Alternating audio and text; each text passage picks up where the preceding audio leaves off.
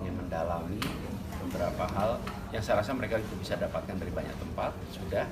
Lalu sekarang mereka ingin dengar dari calon dan saya bersedia, saya hadir. Jadi mereka menanyakan perspektif, menanyakan terkait dengan apa-apa saja yang dialami pada masa kampanye, pada masa sesudah Pilpres, putar itu. Pak Anies, ini kan kawal pemilu sudah menyatakan bahwa paslon nomor 02 menang dan tidak ada kecurangan pemilu. Tanggapan dari Pak Anies gimana? Ini kan ngobrolin pemilu juga tadi ya. Yang bisa menyampaikan itulah KPU. Kita akan tunggu sampai KPU menyampaikan hasilnya. Kemudian dari situ nanti kita akan respon dan kita hormati badan-badan yang menyelenggarakan pemantauan, mereka mengerjakan pekerjaannya.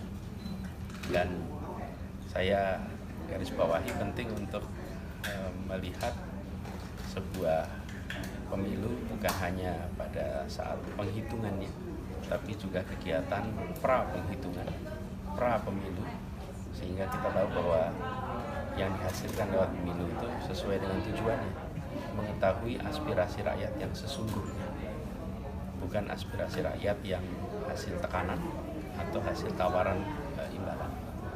Pak Anies tadi di dalam sempat berbicara soal bagaimana dalam demokrasi yang baik partai yang menang dalam pemilu harusnya menjalankan pemerintahan dan berada di dalam pemerintahan, sementara partai-partai yang kalah dalam pemilu semua di dalam three of the record deh.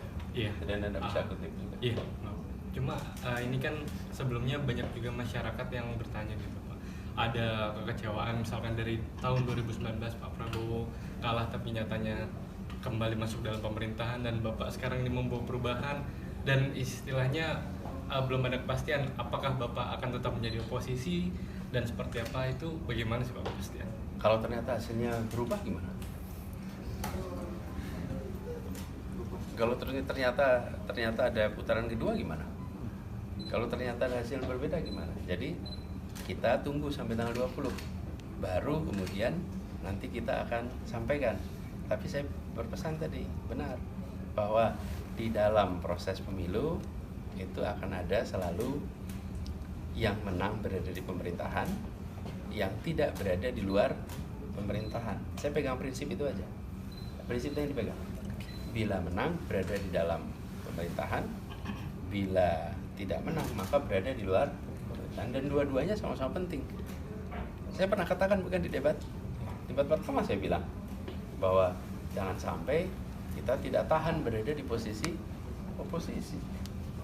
Pak Anies, soal Wakil Ketua Umum Nasdem Ahmad Ali yang meminta para partai-partai untuk mundur dari kabinet bagi mereka yang mengajukan hak angket, itu bagaimana Pak Anies? Saya komentarin yang Pilpres saja, itu biar wilayah partai.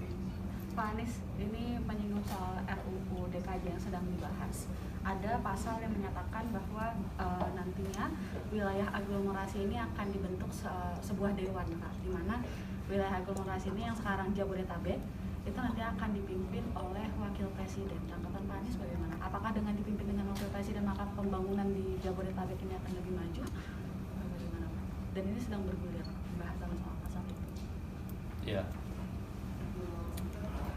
Kalau dari pengalaman kita di Jakarta, sebenarnya kerjasama antar daerah itu bisa terjadi dengan baik, dan memang ada perlu kelonggaran untuk Jakarta bisa melakukan kegiatan pembangunan di luar Jakarta. Sebagai contoh,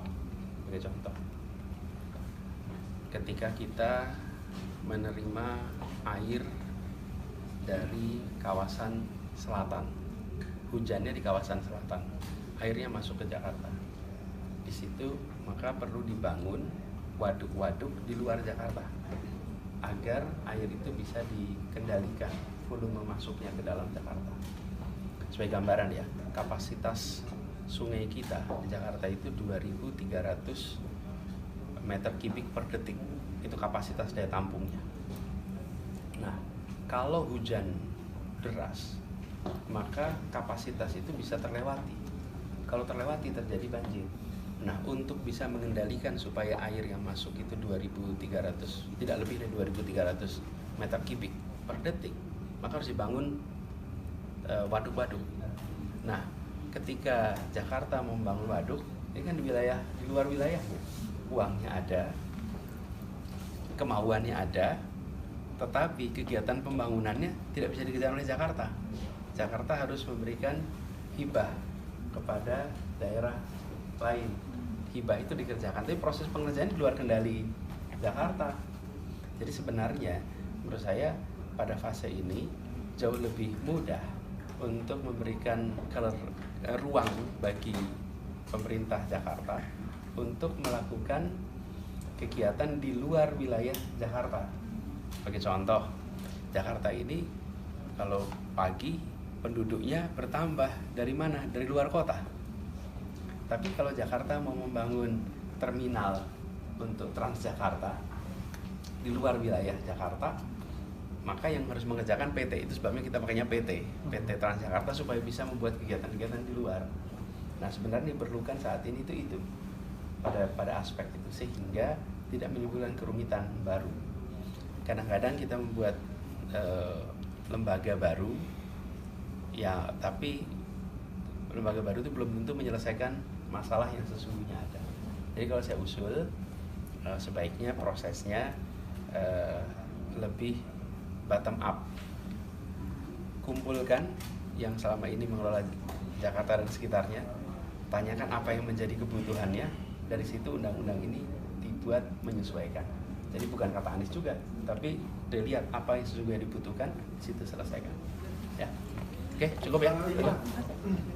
Soal wakil rektor UGM yang sebut demokrasi Indonesia sekarang lagi mengalami kemunduran, apakah Pak Anies juga sepakat dengan itu?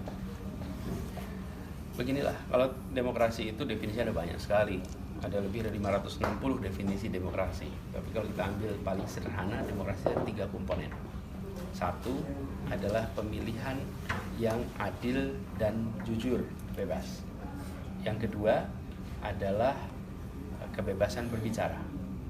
Yang ketiga adalah oposisi yang diberikan ruang. Maka kalau kita lihat nih, nomor 1 tentang kebebasan berbicara. Teman-teman merasakan nggak ada perubahan kebebasan berbicara beberapa tahun ini? Iya, menurun. Kekhawatiran, pemeriksaan kepada orang-orang yang mengkritik itu terjadi. Yang kedua tentang oposisi. Kita hampir tidak ada oposisi yang bisa hidup. Kenapa? Karena mendapatkan tekanan yang luar biasa untuk jadi oposisi itu. Akhirnya nggak kuat. Karena nggak kuat, akhirnya ikut di pemerintahan. Jadi sebenarnya oposisi itu dikasih ruang saja, karena dia menjadi penyeimbang baik untuk semua.